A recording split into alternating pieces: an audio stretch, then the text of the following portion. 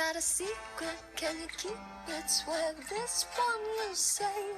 Better lock it in your pocket, taking this one to the grave. If I show you, then I know you won't tell what I said. 'Cause two can keep a secret if one of them is dead. Alright, hey you guys, can we just real quick discuss what just happened? So, I just finished watching Pretty Little Liars, the Forward 5 Years premiere episode, and what? Like, what? I mean, already, there are theories, there are what? I do not want to spoil anything for you, so if you have not seen the episode, you might want to click out of this video too. Okay? So basically, the girls get like summoned or like subpoenaed back to Rosewood to testify, and Allison's all like, oh, can you tell them that you're not afraid of my sister who completely screwed up your life for the past like 6 years? Who like stuck you in coffins and tried to kill you and act like everything is hunky-dory because I have a relationship with her.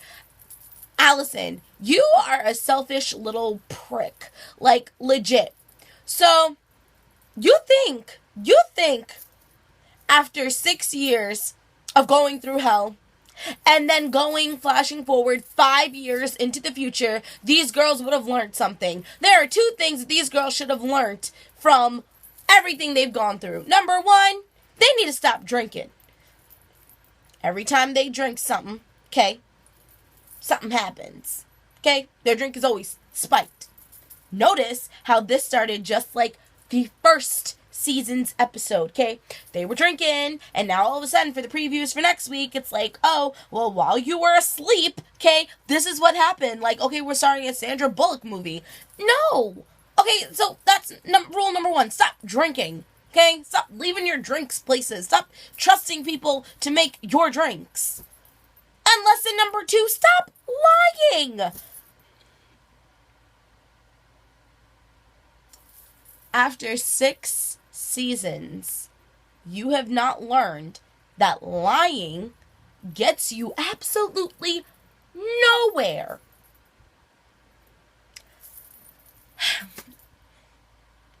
Let's get back into this recap. Okay. So, Allison asked the girls to lie for her. They're all like, I didn't really want to, but I guess I will. And so everyone lied except for Arya. And Arya told the absolute godforsaken truth, which honestly, for me, if I was a judge, I don't care what those other girls said. Like they said, I did read the report, okay?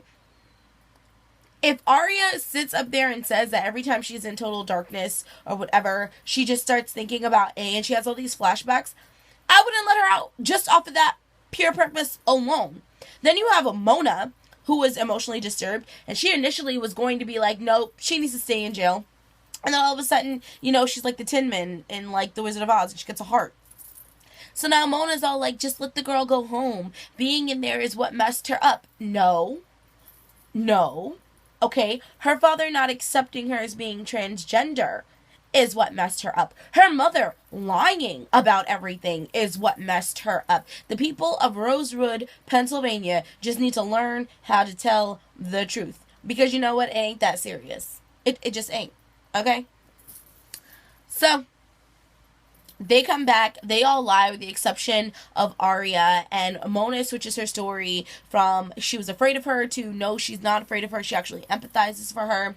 And they go off and drink, and, you know, let's have a get together, and then they get a text message about how the judge let what's her face, Charlotte off, and she's home. And they get drunk that night, and then they wake up to a phone call from a petrified Allison, which Allison, Susan Lucci, okay, you need to relax. Stop being so dang petrified all the time. She can't find her sister. And next thing you know, they find her sister's body at the frickin' church.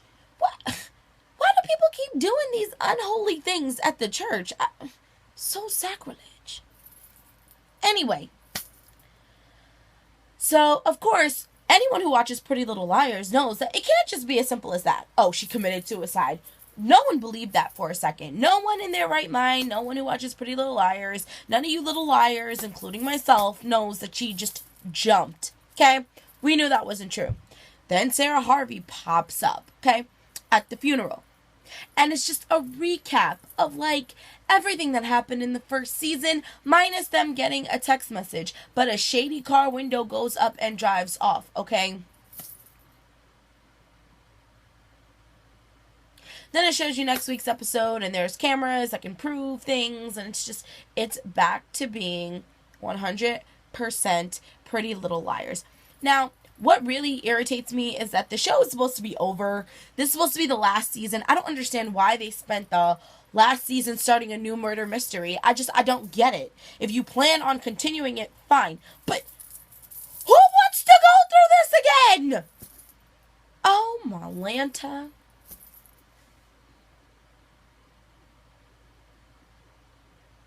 I would just like to know, who wants to go through this again? I don't want to go through this again. Do you guys want to go through this again? Well, since we're already going through it again, okay, because we're just nosy people and we need to know what happened, I might as well just put my theory out there. Okay?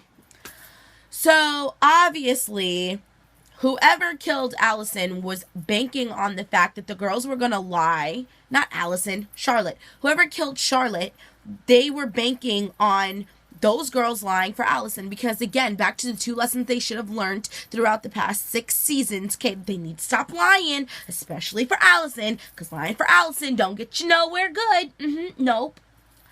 They banked on the fact that they were going to lie and that she was going to be released. This girl messed with a lot of people. She had a lot of enemies. And from what I can tell, for next week's episode, Allison initially didn't think that her friends did it, but now she thinks that they might have. And if that's the case, you are seriously, excuse my language, but a dick and a half. Because after everything that your transgender sister put them through, you have the audacity to be upset that one of them wanted to hack her off? You got nerve. You got a whole lot of nerve.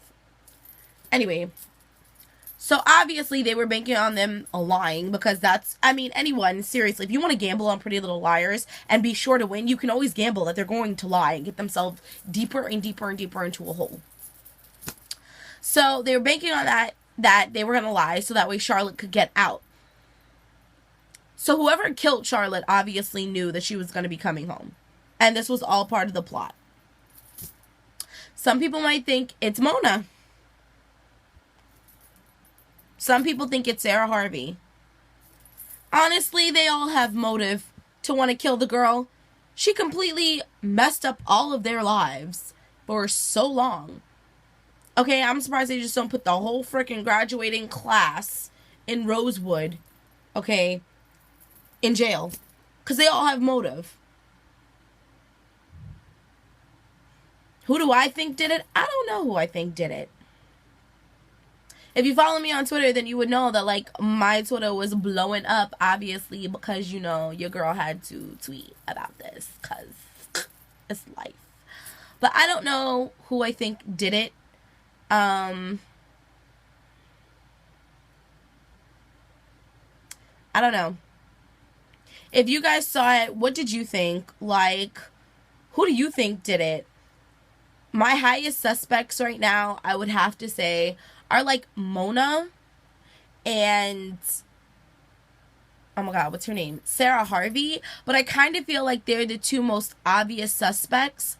And I feel like when we found out that CC Drake was the first time, it was like somebody who was so basic, who was really close to them, that you never would have thought would have done it. So what if it was actually Mr. De Laurentiis? Or what if it was actually Jason? I mean, Jason should be pissed. Like, he was dating his transgendered brother, sister, sibling. And men don't like it when you do stuff like that to them. There's a lot of people who could have done it. I honestly don't know who did it. I need to see more, get more information. And I'm sure somebody out there already knows who did it and they got it 100% right. And you know what? Cuckoo for you. You go, Glen Coco. I guess I am just not the Horatio Kane, okay, of Pretty Little Liars. Because I think that's the only person at this point who could solve this freaking case in one day is Horatio Kane. So if you already know who killed Charlotte, okay, consider yourself Horatio Kane. Congratulations, Glen Coco. You win the ultimate prize. I am so irritated. I am just as irritated now with this episode as I was with the season finale and finding out that CC Drake was again, I repeat, so anticlimactic. Please let me know what your thoughts and opinions are in the comments down below. I had to make this a video. It's not being edited. It's just straight off the dome because I literally just finished watching the episode. Like, it literally ended 21 minutes ago, but this video is already like 10 and a half minutes long, so it literally ended technically 10 minutes from the time I started doing this video, so it's super duper fresh in my mind.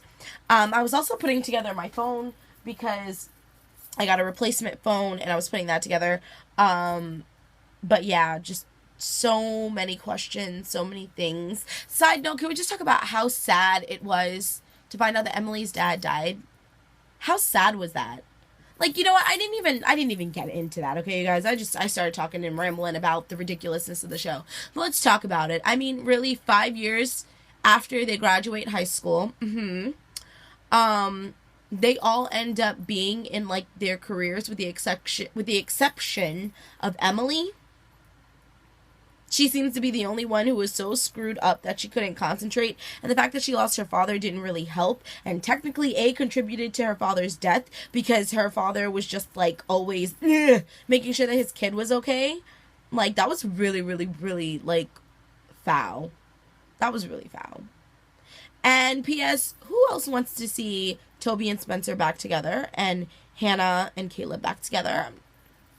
Arya and Ezra, y'all are the most annoying couple on this show. Like, no lie. Like, Arya is just annoying. And I know I'm gonna get a lot of flack for that, but to me, she's just, like, super annoying.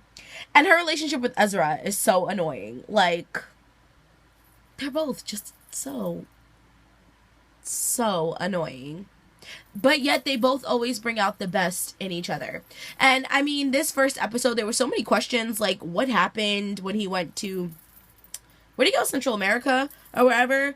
And, like, Hannah, who was Hannah engaged to? And there's just so many questions. So I guess throughout this season, they're gonna, like, go through and explain what happened over the course of 5 years. And how Mona and how Spencer got into their fields with their history. Like, it proves to you it's not what you know, it's who you know. Because, like, for real, they were both up in Radley. They were crazy, and they both get government jobs. Like, what? What? Only on TV. Only. Anyway, comment down below if you want to talk more about it. Feel free to hit me up on Twitter, Instagram, the comments. I will talk to you, girl. I will talk to you. Thanks for watching. Don't forget to rate, comment, subscribe, and share because sharing is caring. And I will be seeing you guys later. Loves and likes you.